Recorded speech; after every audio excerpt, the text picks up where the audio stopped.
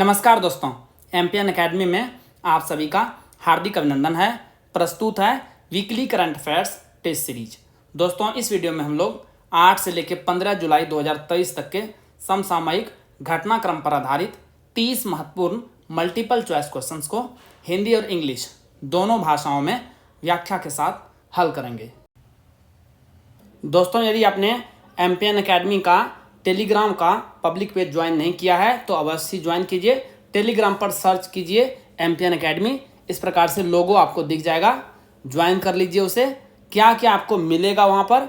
Important updates और news मिलेगी BPSC exam से संबंधित। फ्री प्लानिंग और स्ट्रैटेजी की पीडीएफ मिलेगी आपको इस टेलीग्राम पेज पर। टॉपर के रिजल्ट्स अनाउंस किए जाते हैं एमपीएन एकेडमी ऐप के जो टेस्ट सीरीज होते हैं करंट अफेयर्स और स्टैटिक पोर्शन के, और एमपीएन एकेडमी यूट्यूब चैनल के वीडियो अपडेट्स भी आपको मिलेंगे। तो इस पेज को अवश्य ज्वाइन कीजिए। पहला प्रश्न है, भारतीय नौसेना और अमेरिकी नौसेना का बचाव और विस्फोटक आयुध निपटान अभ्यास साल्वेक्स का 7वां संस्करण कहाँ आयोजित किया गया? Where was the 7th edition of Indian navy and US navy defence and explosive ordnance disposal exercise Salvex held? The right answer is option number A, Kochi. Salvex का आयोजन 26 जून से 6 जुलाई तक केरल के कोच्चि में किया गया। भारतीय नौसेना तथा अमेरिकी नौसेना वर्ष 2005 से ही संयुक्त बचाव और ईओडी अभ्यास में भाग ले रहे हैं। परिचालन शर्तों पर रचनात्मक जुड़ाव का उद्देश्य माइंस का पता लगाना एवं निष्क्रिय करना, मलबे का स्थान और बचाव जैसे कई विविध विषयों में गोताखोर टीमों के सामूहिक कौशल को बढ़ाना है। भारत का पहला टेलीमानस चैटबॉट किस केंद्र शासित प्रदेश में लॉन्च किया गया है? India's first Tele MANAS chatbot has been launched in which union territory? The right answer is option number D, Jammu और कश्मीर। यह संकट में फंसे लोगों के साथ तुरंत बातचीत शुरू करेगा। टेलीमानस एक द्विस्तरीय प्रणाली है। टीयर 1 में राज्य टेलीमानस सेल शामिल है, जिसमें प्रशिक्षित परामर्शदाता तथा मानसिक स्वास्थ्य विशेषज्ञ शामिल हैं। टीयर 2 में शारीरिक परामर्श के लिए जिला मानसिक स्वास्थ्य कार्यक्रम, मेडिकल कॉलेज संसाधनों के विशेषज्ञ तथा ऑडियो विजुअल परामर्श के लिए ई संजीवनी, जो कि आयुष्मान भारत डिजिटल स्वास्थ्य मिशन का एक एकीकृत हिस्सा है, शामिल है। 34वें अंतर्राष्ट्रीय जीव विज्ञान ओलंपियाड 2023 में भारत पदक तालिका में किस स्थान पर रहा? What is the rank of India in the medals tally of 34th international biology olympiad 2023? The right answer is option number ए, पहले स्थान पर। 3 से 11 जुलाई तक संयुक्त अरब अमीरात के अल ऐन में आयोजित इस ओलंपियाड में भारत ने 4 स्वर्ण पदकों के साथ 76 देशों की प्रतिस्पर्धा में प्रथम स्थान हासिल किया। भारत के लिए मेघ छाबरा, ईशान पेडनेकर, ध्रुव अडवाणी और रोहित पांडा ने गोल्ड मेडल हासिल किया। यह पहली बार है कि भारत ने आईबीओ में स्वर्णिम प्रदर्शन किया है। यह भी पहली बार है कि भारत ओलंपियाड में पदक तालिका में शीर्ष स्थान पर रहा है। किस देश ने हाल ही में गुइलैन बैरे सिंड्रोम जीबीएस के मामलों में वृद्धि को देखते हुए 90 दिनों के राष्ट्रीय स्वास्थ्य आपातकाल की घोषणा की है? Which country has recently declared a 90-day national health emergency in view of the rise in Guillain Barre syndrome GBS cases? The right answer is option number A, Peru. दक्षिण अमेरिकी देश पेरू ने वर्ष 2019 में भी जीबीएस के बड़े प्रकोप का अनुभव किया था। एक विशिष्ट अवधि के दौरान 683 संदिग्ध या पुष्ट मामले सामने आए थे। जीबीएस एक बहुत ही दुर्लभ ऑटो इम्यून विकार यानी ऑटो इम्यून डिसऑर्डर है, जो पेरिफेरल नर्वस सिस्टम यानी परिधीय तंत्रिका तंत्र को प्रभावित करता है। इसमें शुरुआत में मांसपेशियों में कमजोरी, दर्द और सुन्नता जैसे लक्षण देखे जाते हैं, जो 6 से 12 माह या इससे अधिक समय तक चलने वाला पैरालिसिस में परिवर्तित हो जाता है। G20 सांस्कृतिक कार्य समूह की 3य बैठक कहाँ आयोजित की गई? Where was the 3rd meeting of the G20 culture working group held? The right answer is option number B, Hampi में। इंपॉर्टेंस इसका क्या है? कर्नाटक के हम्पी में आयोजित इस बैठक में थ्रेड्स ऑफ यूनिटी शीर्षक से लंबानी वस्तुओं के सबसे बड़े प्रदर्शन के लिए गिनीज वर्ल्ड रिकॉर्ड स्थापित किया गया। इस उपलब्धि ने कर्नाटक में खनाबदोस लंबानी समुदाय की 450 से अधिक लंबानी महिला कारीगरों और सांस्कृतिक अभ्यासकर्ताओं के सामूहिक प्रयासों को प्रदर्शित किया। लंबानी कला लंबानी या बंजारा समुदाय द्वारा प्रचलित कपड़ा अलंकरण का एक रूप है। इसकी विशेषता रंगीन धागे, दर्पण का काम के साथ ढीले बुने हुए कपड़े पर सिलाई पैटर्न की समृद्ध श्रृंखला है, जो कि आप तस्वीर में भी देख सकते हैं। जिन स्टूडेंट्स को 69वीं बीपीएससी प्रीलिम्स एग्जाम के लिए करंट अफेयर्स का पीडीएफ चाहिए, उसके बारे में जानकारी यहाँ पर दी जा रही है। लेकिन आइए सबसे पहले यह जानते हैं कि एमपीएन एकेडमी का पीडीएफ ही क्यों, क्योंकि दोस्तों हमने करके दिखाया है। आइए पिछले 4 साल और 5 एग्जाम्स की परफॉर्मेंस आपको दिखाते हैं। 66वीं बीपीएससी प्रीलिम्स का एग्जाम 2020 में हुआ था। कुल प्रश्न एमपीएन एकेडमी पीडीएफ से टैली हुआ है 36। बिहार एसआई प्रारंभिक परीक्षा 2021, क्योंकि 2021 में बीपीएससी का कोई एग्जाम हुआ ही नहीं कोविड के कारण से, तो जो सेकेंड बेस्ट एग्जाम हुआ है वो हमने लिया है। उसमें शिफ्ट 1 और शिफ्ट 2 दोनों मिला करके 31 प्रश्न टैली हुए हैं। 67वीं बीपीएससी प्रारंभिक परीक्षा 2022 में एक बार तो कैंसिल हो गया था और फिर उसके बाद री एग्जाम हुआ, दोनों मिला करके 59 प्रश्न टैली हुए हैं। बीपीएससी सीडीपीओ प्रारंभिक परीक्षा 2022 में ही 30 प्रश्न टैली हुआ है एमपीएन एकेडमी पीडीएफ से। और अभी हाल ही में 68वीं बीपीएससी प्रारंभिक परीक्षा 2023 में हुआ है और इस बार के प्रश्न बहुत ही हार्ड थे।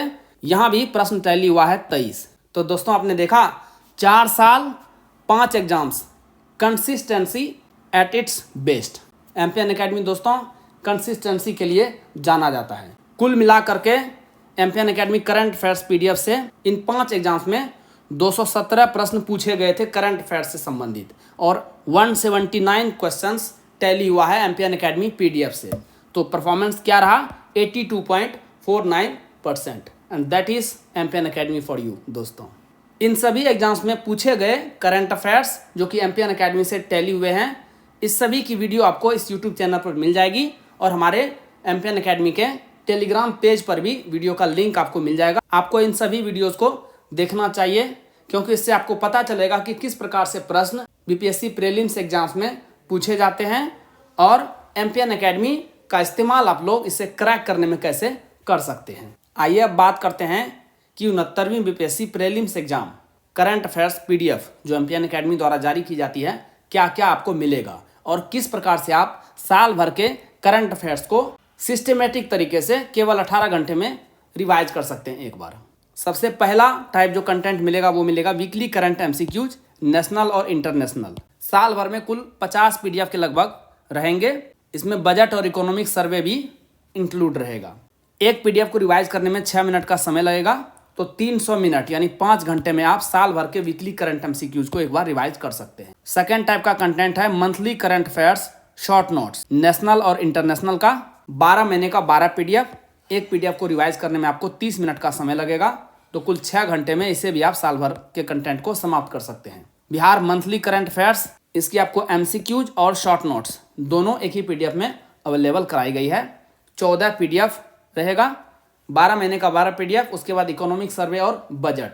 एक पीडीएफ को रिवाइज करने में लगभग 30 मिनट का समय लगेगा, तो कुल 7 घंटे में इसे भी आप समाप्त कर लेंगे। इसके अलावा आपको golden current affairs app based revision test series भी प्रोवाइड किया जा रहा है। इससे आप अपना खुद का इवेल्युएशन यानी मूल्यांकन कर सकते हैं कि आपकी तैयारी कैसी चल रही है। दोस्तों करंट अफेयर्स में तो एमपीएन एकेडमी का कोई जोड़ ही नहीं है मार्केट में।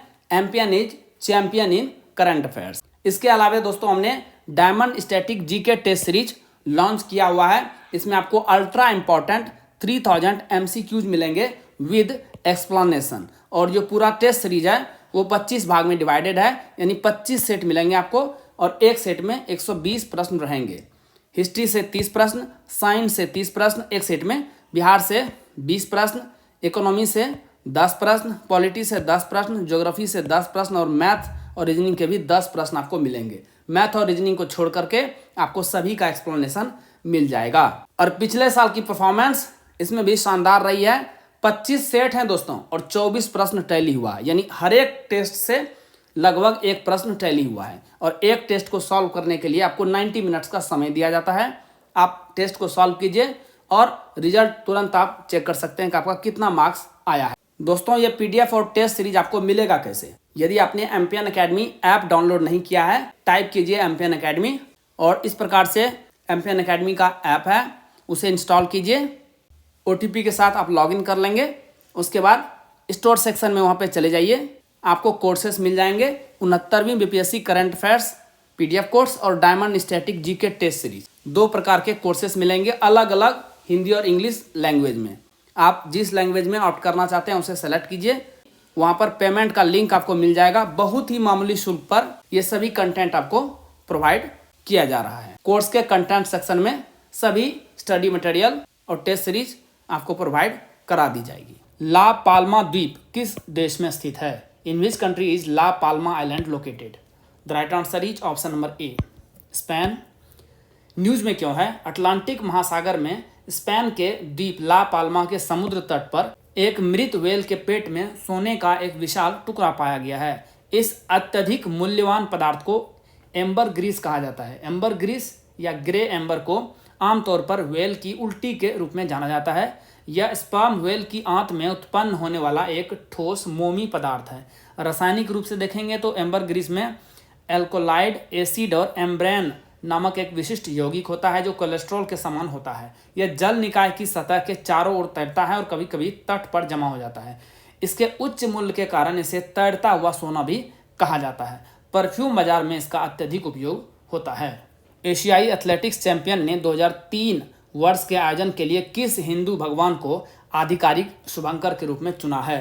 विच Hindu god has been chosen by the Asian athletics championship as the official mascot for the 2023 event? The right answer is option number D, Hanuman. Thailand में आयोजित एशियाई एथलेटिक्स एसोसिएशन वर्ष 1973 में स्थापित हुआ था। की स्थापना की 50वीं वर्षगांठ पर किया गया। 25वीं एशियाई एथलेटिक्स चैंपियनशिप 2023 में भारत सहित एशिया के कुल 9 देश जापान, हांगकांग, सिंगापुर, चीन, इंडोनेशिया, कोरिया गणराज्य, मलेशिया और फिलीपींस भागीदार हैं। और यही है ये ऑफिशियल मैस्कॉट भगवान हनुमान।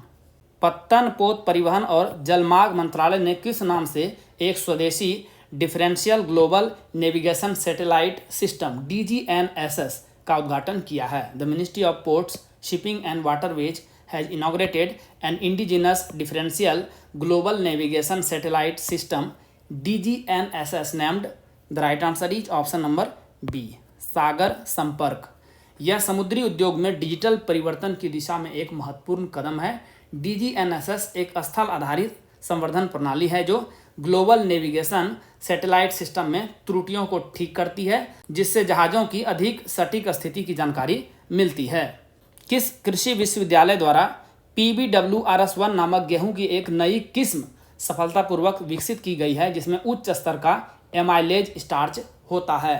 विच agricultural university has successfully developed a new variety of wheat called PBWRS1 which has high level of amylose starch?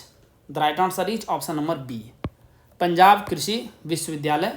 Amylase starch type 2 मधुमेह के साथ हृदय रोग संबंधी खतरे को कम करने के लिए जाना जाता है।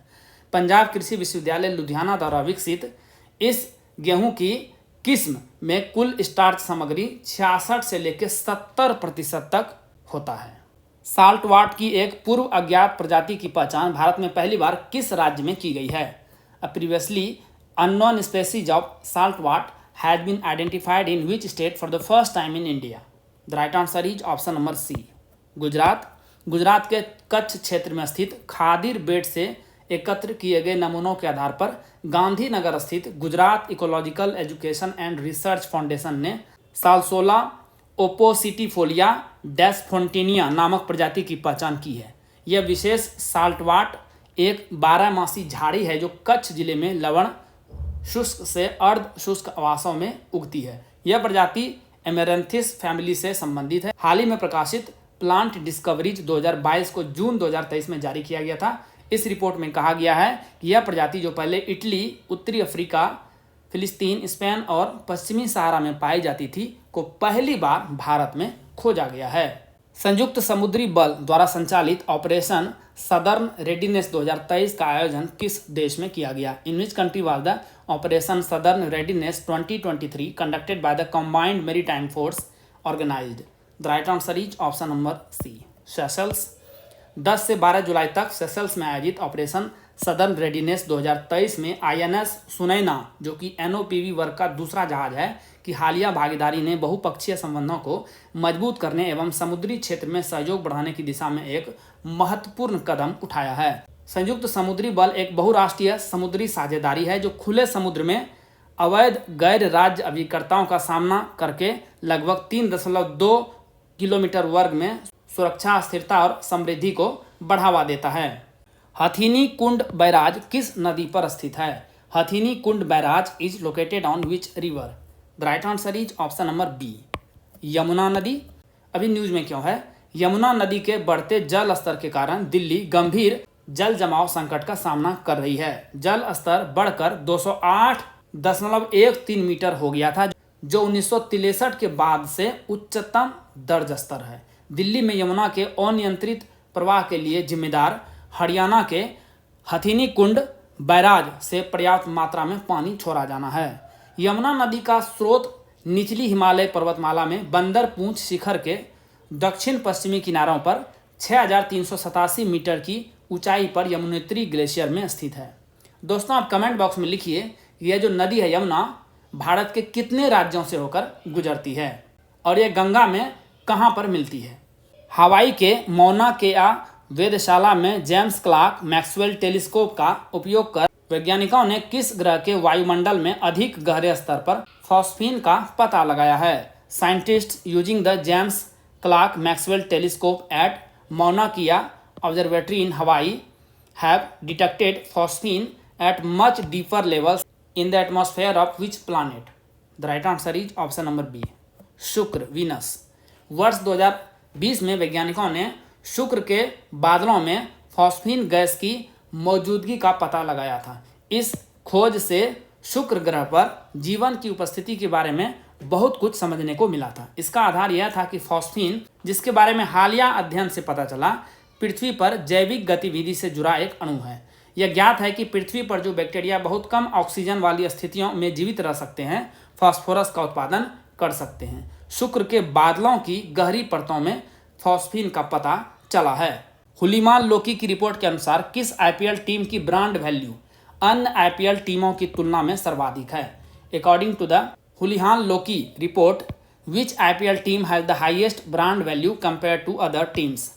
The right answer is option number B, Chennai super kings. Indian premier league का स्टैंड अलोन ब्रांड वैल्यू बढ़कर 3.2 बिलियन अमेरिकी डॉलर हो गया है, जो 2022 से 80% अधिक है। Chennai super Kings 2012 million dollar की ब्रांड वैल्यूएशन के साथ लिस्ट में टॉप पर है। एमएस धोनी की बदौलत सीएसके को अपनी जीतने की क्षमता और ब्रांड रिकॉल के कारण प्रीमियम मिलता है। रॉयल चैलेंजर्स बेंगलोर भले ही अभी तक एक भी आईपीएल टीम नहीं जीत पाई हो, लेकिन 195 मिलियन डॉलर की ब्रांड वैल्यू के साथ लिस्ट में दूसरे स्थान पर है, जबकि मुंबई इंडियंस तीसरे स्थान पर है। प्रधानमंत्री नरेंद्र मोदी को किस देश के सर्वोच्च सम्मान Grand Cross of the Legion of Honour से सम्मानित किया गया है? Prime minister Narendra Modi has been conferred with which country's highest award Grand Cross of the Legion of Honour? The right answer is option number B, France. प्रधानमंत्री Narendra Modi France के राष्ट्रपति Emmanuel Macron द्वारा Napoleon Bonaparte द्वारा 1802 में स्थापित फ्रांस के सर्वोच्च नागरिक और सैन्य सम्मान Grand Cross of the Legion of Honour से सम्मानित होने वाले भारत के पहले प्रधानमंत्री बन गए हैं। मोदी ने 13 जुलाई को यहां एलिनी पैलेस में यह सम्मान प्राप्त किया। जून 2023 में मिस्र ने अपने सर्वोच्च सम्मान ऑर्डर ऑफ द नाइल से पीएम मोदी को सम्मानित किया था। एशियाई एथलेटिक्स एसोसिएशन द्वारा वर्ष का सर्वश्रेष्ठ एशियाई अंडर 20 पुरुष एथलीट नामित होने वाले पहले भारतीय कौन बन गए हैं? Who has become the first Indian to be named the Asian under 20 male athlete of the year by the Asian athletics association? The right answer is option number D, Selva Prabhu Thirumaran. भारतीय ट्रिपल जंपर सेल्वा ने पिछले साल Colombia में विश्व under 20 athletics championship में रजत पदक जीता था। बैंकॉक में एशियाई एथलेटिक्स एसोसिएशन की 50वीं वर्षगांठ समारोह के दौरान सेल्वा को यह पुरस्कार प्रदान किया गया। भारत की पहली एलिवेटेड क्रॉस टैक्सीवे सर्विस की शुरुआत किस एयरपोर्ट पर की गई है? India's first elevated cross taxiway service has been launched at which airport? The right answer is option number C, Indira Gandhi अंतर्राष्ट्रीय हवाई अड्डा। दिल्ली के इंदिरा गांधी इंटरनेशनल एयरपोर्ट पर शुरू की गई इस सर्विस की मदद से एयरपोर्ट की परिचालन दक्षता में बढ़ोतरी होगी, साथ ही कार्बन उत्सर्जन को कम करने में मदद मिलेगी। यह दोहरी लेन ईसीटी सेवा 2.1 किलोमीटर की है, जो एयरपोर्ट के उत्तरी और दक्षिणी एयरफील्ड को कनेक्ट करेगा।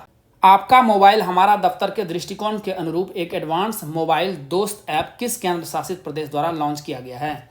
विच union territory has launched an advanced mobile Dost app in line with your mobile our office approach? The right answer is option number D, Jammu और कश्मीर। इसकी मदद से केंद्र शासित प्रदेश में नागरिक केंद्रित सेवाओं की मोबाइल आधारित डिलीवरी का कार्य किया जाएगा। मोबाइल दोस्त ऐप का उद्देश्य जम्मू और कश्मीर के लोगों को उनके मोबाइल उपकरणों से सीधे सभी सरकारी नागरिक सेवाओं तक पहुंच सुनिश्चित करना है। जीएसटी काउंसिल ने ऑनलाइन गेमिंग, घुड़दौड़ जैसे आयोजनों पर कितने प्रतिशत जीएसटी लगाने का फैसला लिया है? GST council has decided to impose what percent GST on events like online gaming, horse racing? The right answer is option number D, 28%। केंद्रीय कैबिनेट ने ऑनलाइन गेमिंग, कसिनो और घुड़दौड़ क्लबों में दांव पर लगाई जाने वाली पूरी राशि पर 28% का टैक्स लगाने के लिए जीएसटी कानूनों में बदलाव को मंजूरी दे दी है। जीएसटी काउंसिल की 50वीं बैठक वित्त मंत्री निर्मला सीतारमण की अध्यक्षता में आयोजित की गई थी। जीएसटी काउंसिल की बैठक में जीएसटी ट्रिब्यूनल के गठन को भी मंजूरी दी गई है। जीएसटी काउंसिल ने सिनेमा हॉल में खाने पीने की चीज़ों पर लगने वाले जीएसटी में कटौती की है। ट्रैवल प्लस लेजर मैगजीन ने पर्यटन के लिए दुनिया के 25 सर्वश्रेष्ठ शहरों की सूची जारी की है। इसमें किस शहर ने भारत में टॉप किया है? Travel plus Leisure magazine has released the list of 25 best cities in the world for tourism. Which city has topped in this in India? The right answer is option number C, Udaipur. इसमें भारत के 2 शहरों को स्थान मिला है। Travel plus Leisure magazine ने अपने पाठकों की पसंद के आधार पर इस लिस्ट को जारी किया है।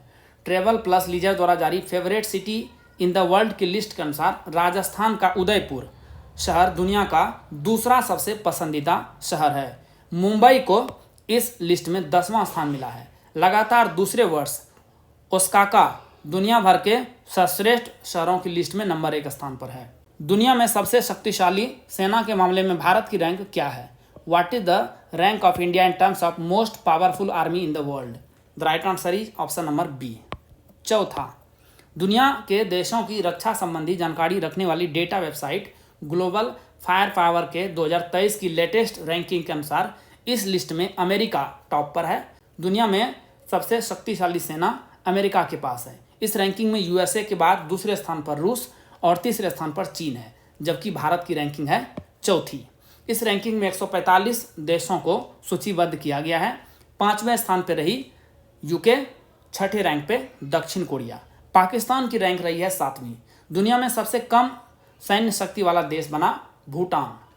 अंतर्राष्ट्रीय वित्तीय सेवा केंद्र प्राधिकरण IFSCA का नया अध्यक्ष किसे नियुक्त किया गया है? Who has been appointed as the new chairman of the International Financial Services Centres Authority IFSCA?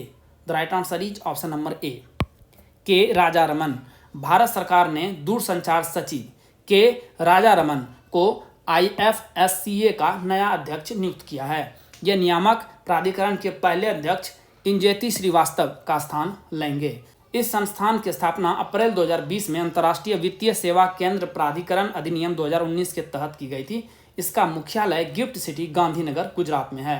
British grand pre 2023 का टाइटल किसने जीता है? Who has won British grand prix 2023 title?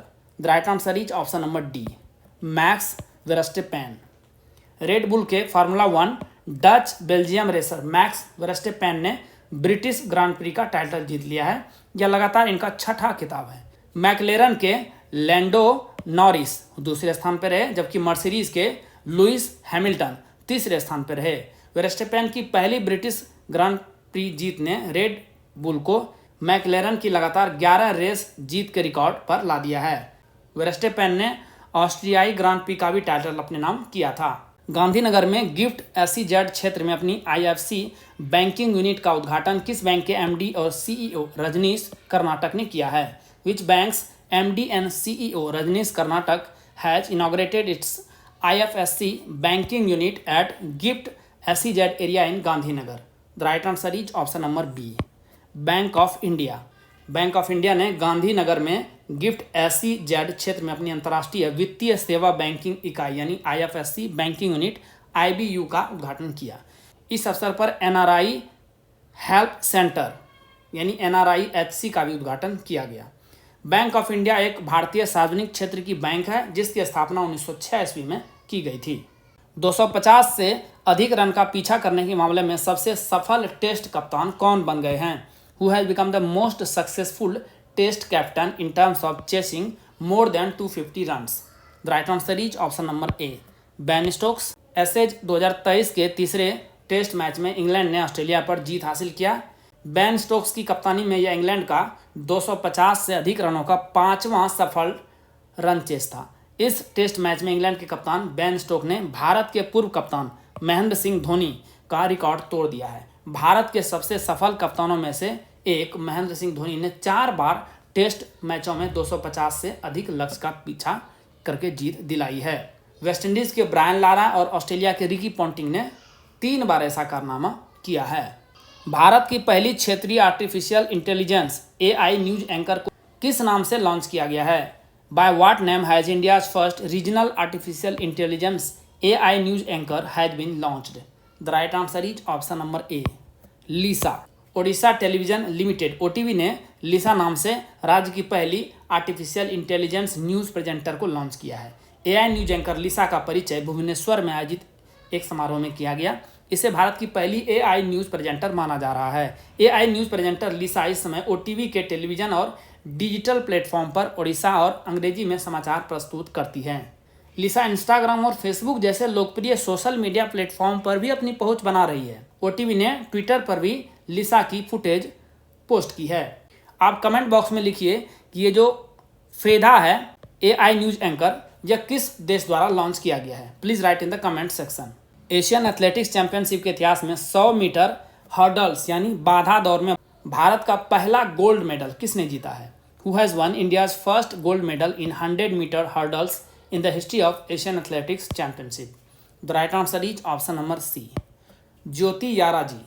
Bharat की धाविका ज्योति याराजी ने एशियन एथलेटिक्स चैंपियनशिप 2023 में 100 मीटर हर्डल्स यानी बाधा दौड़ में भारत का पहला गोल्ड मेडल जीता है। 23 वर्षीय ज्योति ने 13.09 सेकेंड्स की टाइमिंग के साथ गोल्ड मेडल पर कब्जा किया। शॉट पुट इवेंट में तेजिंदर सिंह तूर ने भी गोल्ड मेडल जीता है। अब 3 प्रश्न दोस्तों चंद्रयान 3 से। चंद्रयान 3 मिशन को कब लॉन्च किया गया? When was Chandrayaan 3 mission launched? The right answer is option number C, 14 जुलाई 2023 को। आंध्र प्रदेश के श्रीहरिकोटा में स्थित सतीश धवन अंतरिक्ष केंद्र से चंद्रयान 3 मिशन को 14 जुलाई को दोपहर 2:35 पर लॉन्च कर दिया गया। इस मिशन का उद्देश्य चंद्रमा की सतह पर सफलतापूर्वक लैंड करने का है। चंद्रयान 3 को GSLV मार्क 3 या LVM-3 रॉकेट द्वारा लॉन्च किया गया। यह भारत का तीसरा मून मिशन है और मिशन सफल रहा तो USA, USSR और चीन के बाद चांद पर सफलतापूर्वक लैंडिंग करने वाला भारत चौथा देश बन जाएगा। इसरो प्रमुख S सोमनाथ ने बताया कि चंद्रयान 2 सफलता आधारित डिजाइन पर आधारित था जबकि चंद्रयान 3 को फेलियर बेस्ड डिजाइन पर आधारित किया गया है। चंद्रयान 3 मिशन के बारे में निम्न में से कौन सा कथन गलत है? Which of the following statements about Chandrayaan 3 mission is incorrect? चलिए एक करके देखते हैं। चंद्रयान 3 मिशन का कुल खर्च चंद्रयान मिशन 2 की तुलना में अधिक है। ये गलत है, यही इसका सही जवाब हो जाएगा। दोस्तों चंद्रयान 2 का जो लागत आया था वो आया था 978 करोड़ जबकि चंद्रयान 3 का लागत आया है मात्र 615 करोड़ रुपये। तो चंद्रयान 3 मिशन का कुल खर्च चंद्रयान मिशन 2 की तुलना में कम है, अधिक नहीं है। तो यही होगा सही जवाब। बाकी 3 ऑप्शन को भी देख लीजिए। इसमें एक लैंडर मॉड्यूल, एक प्रोपल्सन मॉड्यूल और एक रोवर है। सही है। चंद्रयान 3 मिशन के लैंडर का नाम विक्रम रखा गया है, ये भी सही है।